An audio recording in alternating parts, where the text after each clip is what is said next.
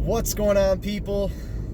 It is your boy, Svenny-D coming at you with a nice little ride home commentary. I actually can't call it a commentary because I'm not commentating over anything. But yeah, I haven't talked to you guys in a while. I hope everything is good. I actually wanted to talk to you about something that just happened. It's nothing too crazy, and it's kind of out of the spectrum. So traditionally, even though this channel isn't really that popular anymore, traditionally we've always done like gaming type stuff or just random craziness. But today's going to kind of be a politically motivated video. So just a disclaimer, if you're not into politics, you can care less to watch it. I will catch you soon. But on the discussion of politics, one of the driving forces in American politics right now is the topic of illegal immigration. So I just had a discussion about illegal immigration with a legal immigrant, and I was very surprised to hear his response. Statistically, knowing the facts that I do, I shouldn't have been surprised, but I was getting to talk to somebody firsthand. So I currently work with a company that's in the automotive industry. We have quality system certifications we have to get, and this guy's here doing what we call an IATF audit. So he's from India. He immigrated to this country in 2000, but he did this legally too. He didn't like come over here illegally and become a citizen after the fact. But he finally wrapped up his immigration and got a green card in 2015. He had been coming back and forth in the United States, primarily staying in the U.S. for, as long as he legally was allowed to. He'd been doing that for 15 years, working to get his green card, and he finally did in 2015. And it was just a really cool story to hear. So the first thing that jumps out at me is that it took him 15 years to become a legal U.S. citizen. I definitely think that is far too long. I think that it's really good to have a thorough screening process. You don't want to be taking in anybody and everybody, from the perspective that you could be letting in, the next Ted Bundy or something like that. And generally speaking, I know that a majority of immigrants are not violent. I think I read a statistic from the FBI citing that 5% of illegal immigrants commit violent crimes. There's a larger percentage that commit non-violent crimes, but the violent crimes is what we're focusing on. We're not going to focus on people stealing a candy bar or getting caught with a dime bag. Whatever. That's another video. So it's that 5% of illegal immigrants that cause us to have such strict immigration policies. Now, I wholeheartedly disagree with a majority of the Democrats' stance on illegal immigration, and I want to say a majority of the ones that I'm exposed to. So a majority of the opinions that I see on social media, here on TV, I know that these opinions that I'm about to recite, they don't reflect all Democrats, and there's a lot of Democrats with, ideologies or opinions that are similar to mine, or maybe even similar to conservatives. But I don't think that we should just open up the borders, let everyone in, and kind of clean up the mess later, or let everyone in, kind of give them, a free pass and say, hey, if you commit a violent crime, then we're going to kick you out. We want to be proactive. I'm a supplier quality engineer. My job is built on being proactive. Being reactive costs too much money, causes harm to the organization, hurts your PR. There's nothing good that comes out of being reactive. You're cleaning up a mess after it happens, as opposed to preventing it. Prevention is the big thing. Being preventative with the mindset of illegal immigration does not make somebody racist. It does not make somebody fascist. It does not make somebody hateful. Are there people with that mindset that are racist? I'm sure there are. I'm sure somewhere in the world, out of the 1.001% of the population that's actually racist in 2019, I'm sure you'll find one of those guys or girls that, have the same stance as me on illegal immigration. That doesn't make me a racist, though. Just because I share a belief with them that has nothing to do with race, that does not make me a racist. I just want to say that. Because it's like, on social media, whenever I express any bit of my opinion about illegal immigration specifically, I'm automatically a racist. I hate immigrants. I want nothing to do with them. That is so asinine. And it was a similar argument to this that really transitioned me from having a very leftist political ideology, and it really pushed me towards the center and even slightly to the right on a lot of these topics, because I kind of took a step back and I didn't have any of these radical ideas or beliefs. But, generally speaking, I felt very democratic on a lot of these policies, whether it was abortion, whether it was immigration, healthcare, all that stuff. And it's not that I ever thought that the conservative side was wrong or that they were horrible people for not having that same perspective. It was just that, okay, you think one thing, I think another.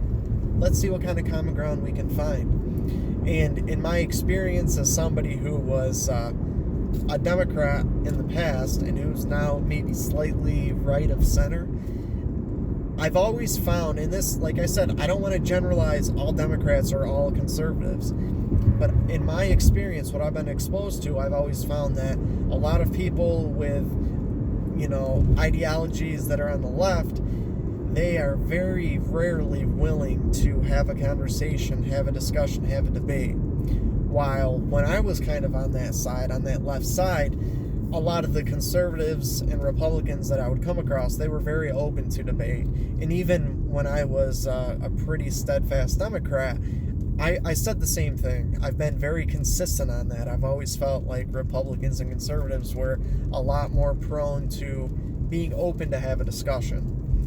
I think that has become much more apparent since the beginning of Trump's presidency. It's just gotten extremely out of hand.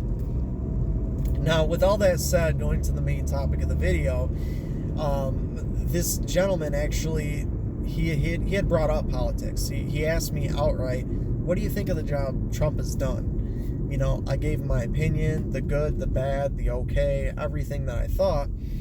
And, I kind of gave him my opinion on American politics, which was basically what I just said throughout the beginning of this video. It was a summary of that. He agreed wholeheartedly that, as an immigrant, he cannot fathom the idea that a lot of people on the left, they think that if you're against illegal immigration, you're against all immigrants. And I'm not citing statistics here. I'm citing a conversation I had with an immigrant, a newly found immigrant. He said that a majority of his friends, his family members, they were either conservative, and even the ones that weren't generally conservative, they all have the same stance on illegal immigration. And their mindset is, if we had to bust our asses and go through all these hoops for 10 to 15 years, some even longer, they feel disheartened and they feel insulted that a majority of people want them to open the borders and let everyone in. It's like, why did I have to put in all this work, spend all this capital, all this time? 15 years. That's, a fifth of an average person's lifespan, give or take. They had to spend a fifth, I can't talk today, of their life to become a citizen of this country, or just to get their green card. And he said that a lot of himself and a lot of his colleagues and friends and family, they can't fathom that people just want to let anybody in. He is wholeheartedly in agreement with the wall. He doesn't understand at all how individuals can think that wanting to build a wall to secure our borders is racist. And just the whole concept of illegal immigration, he was very he was very far on the right on a lot of that. And like I said, he cited that a lot of his friends, family, and colleagues were of the same opinion. All of them having being immigrants. And a lot of his political viewpoints were directly consistent with mine. But I found that, and he's the one that actually brought this up, we found that we've actually become biased because a lot of the left ideologies are so far-fetched and so far crazy and so far gone that it just pushes us farther and farther to the right. And I think this is a big reason why you saw Trump get elected in the 2016 election. It's not that everyone was in love with him, it's not that everyone was in love with his policies or supported them, but these groups like Antifa and the extremists on the left have become so far just disassociated with reality that it's like, I don't want anything to do with that, and I don't want anybody with that same mindset or even in the same realm to be in a position of power. Now, with that said, just to be unbiased, I do want to cite that I know that there are a lot of Democrats that are not batshit crazy like that. I used to, at least in my perspective, I used to be one.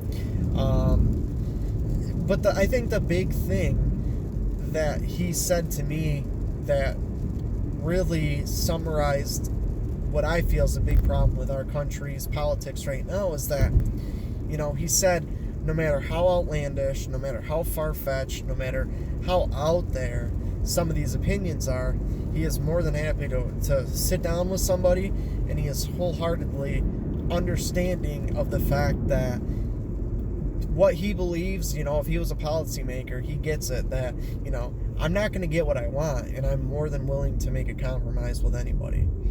And I think our political values right now have completely diminished to the point to where that is so far out there. It's just, and this is both sides. You have people on the right, people on the left, and neither side wants to come together and, come to a compromise, meet halfway, or even just simply hear each other out. If you're going to tell me you want nothing to do with something that I want to accomplish, I would respect you for that if you at least heard me out.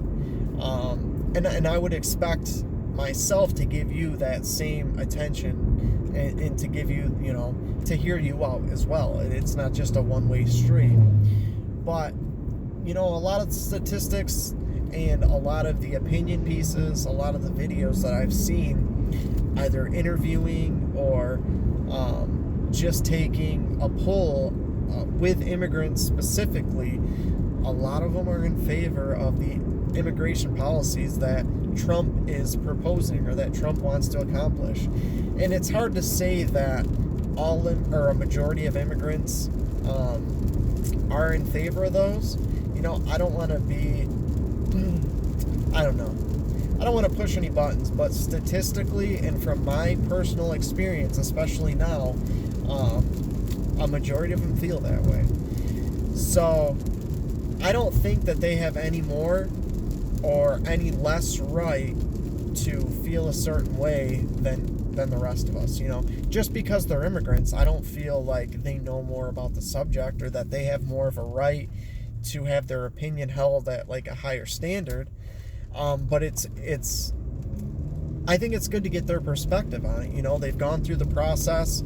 Not once did I hear him complain, hiss and moan, or say anything negatively about the fact that it took him 15 years to become a U.S. citizen. If I was him, I would definitely bitch about that.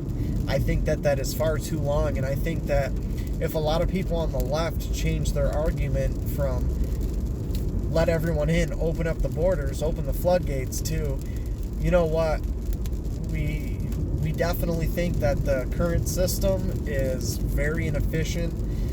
Maybe it could be a bit more effective. We need to, completely reform the system. We need to make it more efficient, without compromising the effectiveness of the system, right? So you want to make it more efficient, but you don't want to take shortcuts and just let anybody and everybody into the country. It's a hot topic. I don't foresee anything changing in the near future, But until we're willing to sit down and have a discussion, nothing's going to change. Not just on illegal immigration, but on anything. This country is as divided as it's been in my 30 years on this earth. It kind of takes me, and this is just my opinion, but I almost feel like this period in time really takes us back to the 60s and the 70s, when there was a lot of social divide, whether it be, political or otherwise. Let me know what you guys think in the comments below, whether you are in favor of immigration, whether you think we should open up the borders, completely shut them off, or kind of find a good medium. Let me know what you think. I'm really interested to hear everybody's opinion on this, and to do it in kind of a civil matter. No shouting matches, no name calling. I know that I would almost say I'm positive that if you comment on this video, regardless of whether you're for or against Trump's policies, you're probably not going to be a fascist. But we'll save that discussion for another day. Anyways, guys, I hope you enjoyed the video, and until next time, it's your boy, Svenny-D, and I'm out. Peace!